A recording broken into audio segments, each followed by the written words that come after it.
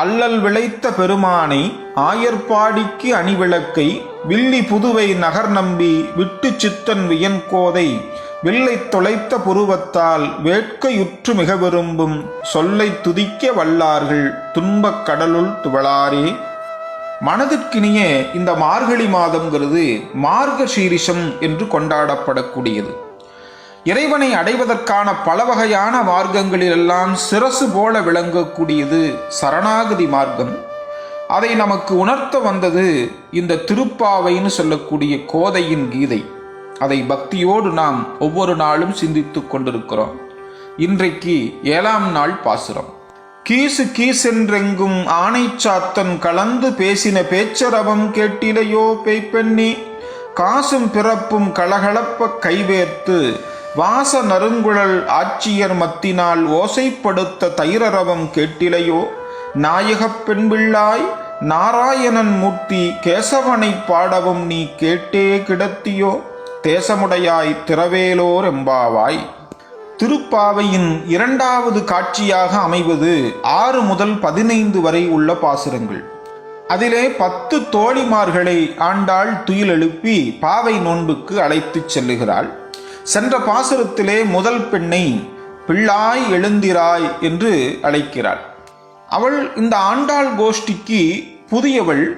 பகவத் விஷயம் என்ன, பாகவத சிறப்பென்ன என்பதை உணராதவள், அறியாதவள். அதனாலே அந்த பேதையை பிள்ளாய் எழுந்திராய் என்று அழைக்கிறாள் ஆண்டாள்.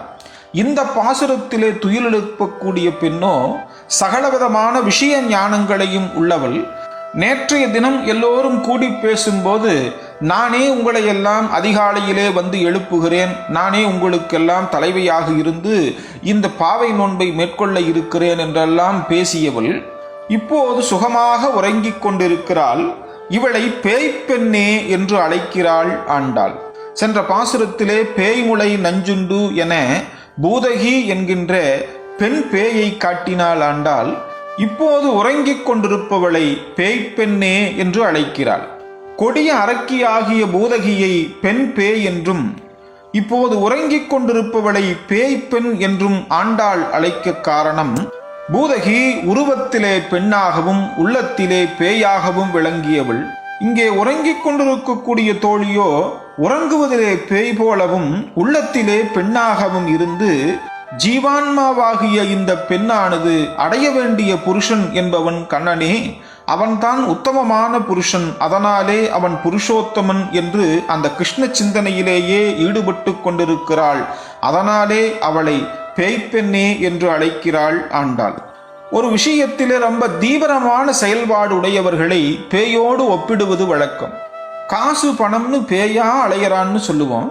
இந்த பேய் என்கின்ற சொல்லானது ஒரு செயலிலே இருக்கக்கூடிய தீவிரத்தன்மையை காட்டுவது. ஆழ்வார்கள் என்கின்ற சொல்லே ஒரு விஷயத்திலே ஆழங்கால் பட்டவர்கள் என்கின்ற பொருளை தரும். பகவத் விஷயத்திலே ஆழங்கால் பட்டவர்கள், ஆழ்ந்து போனவர்கள் ஆழ்வார்கள். லௌகீக விஷயங்களிலே ஆழ்ந்து போனவர்களை நாம் பேயோடு ஒப்பிடுகிறோம். இந்த மார்கழி மாதத்தினுடைய சிறப்பு என்ன? காலை, சிறுகாலை, சிற்றன் சிறுகாலை என்று பேசப்படுகிற அதிகாலை பொழுதினுடைய பெருஞ்சிறப்பு என்ன? நாம் எந்த பெருமானை அடைவதற்காக இந்த நோன்பை நோட்கிறோம், அவனுடைய சிறப்பு என்ன என்று இப்படி சகல விஷயங்களிலும் ஞானம் இருந்தும் இப்படி உறங்கிக் கொண்டிருக்கிறாயே தோழி, எழுந்திராய் என்கிறாள் ஆண்டாள். அவளும் வழக்கம் போல விடியட்டும் வருகிறேன் என்கிறாள். இப்போ பொழுது புலர்ந்ததற்கான அடையாளத்தை ஆண்டாள் சொல்ல வேண்டும். இந்த பாசுரத்திலும் பறவைகளினுடைய ஒளியையே முதல் அடையாளமாக சொல்லுகிறாள். கீசு கீசென்று எங்கும் ஆனைச்சாத்தன் கலந்து பேசின பேச்சரவம் கேட்டிலையோ என்று இந்த பரத்வாஜ பறவைகள்னு பேசப்படுகிற ஆனைச்சாத்தன் பறவைகள் அதிகாலையிலே எழுந்து தங்களுக்குள்ளே இனிமையாக பேசிக்கொண்டிருக்கின்றன. அந்த பேச்சினுடைய சப்தம் உனக்கு கேட்கவில்லையா என்கிறாள் ஆண்டாள். உங்களைப் போல சில தூக்கம் வராத பறவைகள் எழுந்து பேசிக்கொண்டிருப்பதையெல்லாம் நான் விடிந்ததற்கான அடையாளமாக ஏற்றுக்கொள்ள மாட்டேன் என்கிறாள் தோழி. ஏதோ ஒரு சில பறவைகள் அல்ல, கீசு கீசு என்று எங்கும் ஆணை சாத்தன் கலந்து பேசிக் கொண்டிருக்கின்றன. அது பேரரவமாக கேட்கிறது. அது உன் காதுகளிலே விழவில்லையா? பரவாயில்லை, இது வெளியிலே இருந்து வரக்கூடிய சப்தம். அது உனக்கு கேட்காவிட்டால் வீட்டுக்குள்ளிருந்து வரக்கூடிய சப்தத்தை சொல்லுகிறேன், அதுவாவது உனது காதுகளிலே விழுகிறதா என்று பார்ப்போம் என்கிறாள் ஆண்டாள். காசும் பிறப்பும் கலகலப்ப கைபேர்ந்து வாச நறுங்குழல் ஆட்சியர் மத்தினால் ஓசைப்படுத்த தயிரரவும் கேட்டிலையோ? ஆய்ச்சிமார்களெல்லாம் அதிகாலையிலே எழுந்து இறைவனுடைய திருநாமங்களை சொல்லிக்கொண்டே தயிர் கடையக்கூடிய அவர்களுடைய பணியை துவங்கி இருக்கிறார்கள். அப்படி அவர்கள் அறக்க பறக்க வேலை செய்வதனாலே அவர்கள் அணிந்திருக்கக்கூடிய காசு பிறப்பு என்கின்ற ஆமைத்தாளியும் அச்சுத்தாளியும் ஒன்றோடு ஒன்று உரசிக்கொள்ளுவதனாலே வரக்கூடிய ஒளி, அவர்கள் கையிலே அணிந்திருக்கக்கூடிய வளையல்களினுடைய ஒளி என ஒரு பெரிய சப்தம் கேட்கிறதே, அந்த ஒளியாவது உனது காதுகளிலே விழுகிறதா? இதற்கும் மௌனம் சாதிக்கிறாள் தோழி. சரி, அதையாவது விடு. அந்த அணிகலன்களின் சப்தத்தை அடக்கி கொண்டு அதைவிட ஒரு பெரிய சப்தம் கேட்கிறது. ஆயர்வாடியில் உள்ள அனைத்து வீடுகளிலும் ஆய்ச்சிமார்களெல்லாம் ஒரு பெரிய மத்தை எடுத்து மிகப்பெரிய தாம்பு கயிற்றினாலே இந்த தயிரை கடைகிறார்கள். அது பார்ப்பதற்கு திருப்பார்க்கடலை தேவர்கள் ஒரு பக்கமும் அசுரர்கள் ஒரு பக்கமுமாக நின்று கொண்டு மந்திர மலையை நட்டு வாசிகை பாம்பை கொண்டு கடைவது போல காட்சி எடுக்கிறது. இது ஆய்ச்சிமார்கள் அணிகலன்களினுடைய ஒளியை காட்டிலும் பல மடங்கு பெரியது. அதுவாவது உனது காதிலே விழுகிறதா என்று கேட்டாள் ஆண்டாள். அதற்கும் அந்த தோழி பதில் சொல்லவில்லை. இந்த திருவாய்ப்பாடியிலே இருக்கக்கூடிய ஆய்ச்சிமார்களெல்லாம் கடையக்கூடிய தயிரானது கெட்டி தயிர், அதை வெட்டி கூட எடுக்க முடியாது. அப்படி மிகச் சிறப்புடைய அந்த தயிரை மிக கடுமையாக கடைகிறார்கள். அந்த தயிரானது கடைபடக்கூடிய ஒளியானது மத்தினுடைய ஒளியை காட்டிலும் அவர்கள் அணிந்திருக்கக்கூடிய அணிகலன்களினுடைய ஒளியை காட்டிலும் பெரிய சப்தத்தை தருகிறது. அதை தயிரரவம் என்கின்றாள் ஆண்டாள். ஆய்ச்சிமார்களினுடைய அணிகலன்களினுடைய ஒளி, அதைவிட பெரிதாக கடையக்கூடிய மத்தினுடைய ஒளி, அதைவிடவும் பெரிதாக கடைபடக்கூடிய தயிரனுடைய ஒளி.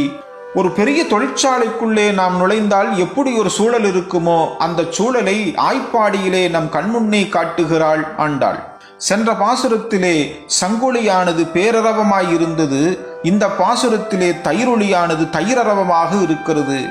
எவையெல்லாம் ஜடப்பொருட்கள் என்று நாம் நினைத்து கொண்டிருக்கிறோமோ அவை கூட அதிகாலையிலே அவற்றின் பணிகளை துவங்கிவிட்டன. உயர்வுறப்பு என்று கருதி கொண்டிருக்கக்கூடிய நீ இப்படி உறங்கிக் கொண்டிருக்கலாமா என்று கேட்கிறாள் ஆண்டாள். நாயக பெண்பிள்ளாய் என்று அவளை அழைத்து நாராயணன் மூர்த்தி கேசவனை பாடவும் நீ கேட்டே கிடத்தியோ என்று கேட்கிறாள். இறை சிந்தனையிலே ஈடுபடுவது பல நேரங்களிலே நம்மை மெய்மறக்கச் செய்யும். இறைவனுடைய புகழை காதார கேட்பது என்பது மிகப்பெரிய பக்தி நிலை. 12 ஆழ்வார்களிலே குலசேகர பெருமாள் அந்த நிலையிலே இருந்து பக்தி செய்தவர். ஒரு அரசராக இருந்தும் தன்னுடைய ராஜாங்க கடமைகளை எல்லாம் அதிகாலையிலேயே முடித்துவிட்டு ஒவ்வொரு நாளும் ராமனுடைய புகழை கேட்பதை தன்னுடைய நித்திய கடமையாக வைத்திருந்தார் ஆழ்வார். ராமாயணத்தை கேட்கும் போதெல்லாம் தன்னை மறந்து அதிலே ஈடுபடுவது அவருடைய வழக்கமாக இருந்தது. அவருக்கு கதை சொல்லுவது கொஞ்சம் கடினமான விஷயம். ராமனுடைய புகழை சொல்லும் பொழுது விரித்து சொல்ல வேண்டும். மைவண்ணத் தரைக்கு போரில் மறைவண்ணத்து அண்ணலே உன் கைவண்ணம் அங்கு கண்டேன் கால்வண்ணம் இங்கு கண்டேன்னு சொல்லி ராமனுடைய புகழையெல்லாம் விரித்து பறக்க பேச வேண்டும்.